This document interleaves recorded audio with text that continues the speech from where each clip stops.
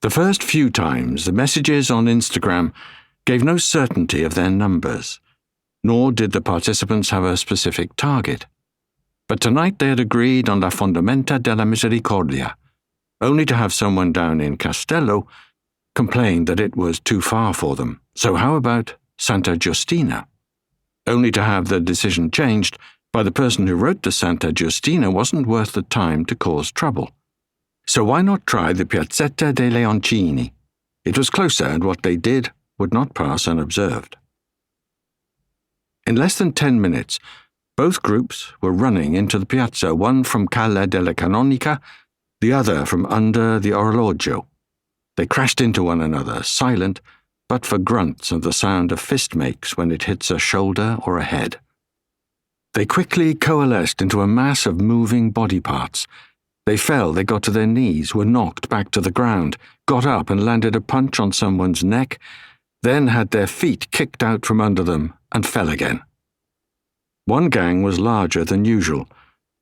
Surveillance cameras later individuated 12, 6 of whom were identified for the first time.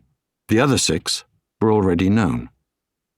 The other gang had 10 members, one of whom carried a piece of metal pipe with which he had already smashed a display window. He and 2 friends stuffed the pockets of their jackets with eyeglass frames.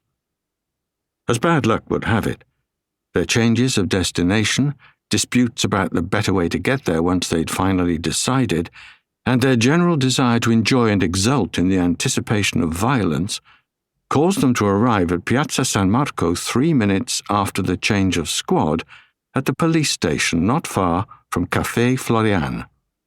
Thus, a double squad of officers was in the station when they heard the shouts and screams from the direction of the Basilica, and it was 5 officers who ran into the piazza, drawn by the sound until they could follow their sight. 2 more officers, on special duty from 11 until 5 in the morning, as part of a police decision to keep the city safe at night, happened to be entering the piazza. And so the boys, some of them already uncomfortable at the realization that both the bruising and the punching they had given and taken had not been as much fun as playing basketball, found themselves unarmed and undefended against 7 police officers. The number of officers and the sight of the clubs and pistols hanging from their belts changed the adrenaline of combat into fear at the sight of a greater force. The weapons the police carried nullified the boys' numerical advantage and burst the bubble of their valor. The youngest wet his pants. Another put his hands over his face and bent over to pretend he wasn't there. Another took 2 steps and lowered himself to one of the passerelle, stacked there to be used in the event of acqua alta.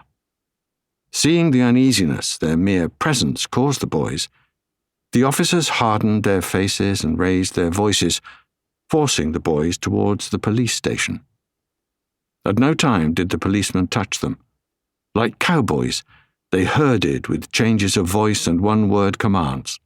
Instead of cow patties, 2 of the boys left behind them a trail of discreetly discarded eyeglass frames.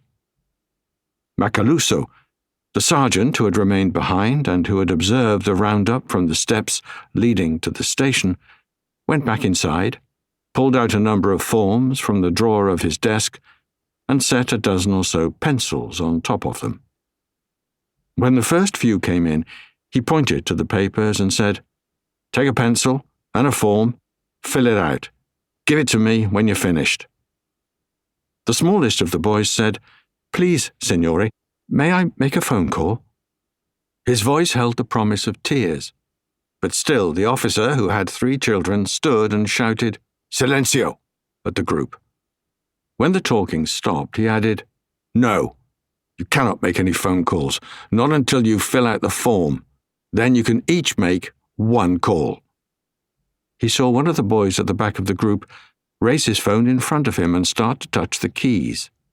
"And Olfato, take his phone," the sergeant ordered, pointing towards the boy with the phone in his hand. The officer walked over and snatched the phone before the boy could try to lower it.